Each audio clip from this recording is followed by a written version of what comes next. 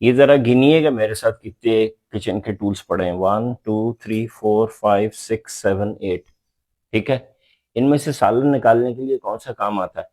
یہ سالن نکال سکتے ہیں؟ نہیں، فیل. یہ چائے کو چھانتا ہے، سالن نہیں نکال سکتا. یہ نہیں نکال سکتا سالن. یہ سالن نکال سکتا ہے؟ ٹول نہیں نکال سکتا. یہ بھی نہیں نکال سکتا.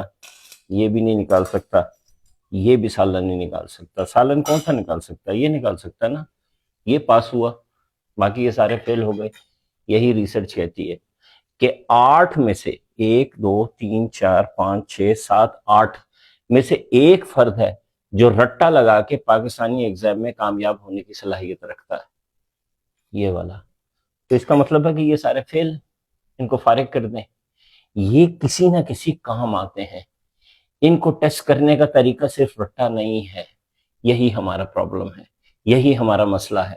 8 میں سے ایک بندہ ہمارے سسٹم میں کامیاب ہو رہا ہے اور ہم باقی سب کو فیلئر کر رہے ہیں، حالانکہ اللہ نے باقی سب میں بھی کوئی نہ کوئی صلاحیت رکھی ہے.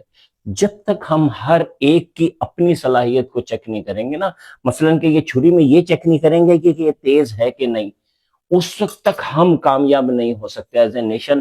یہ سارا ٹوپی ڈرامہ پاکستانی بورڈ کے امتحانوں کے رٹے ایسے ہی چلتا رہے گا.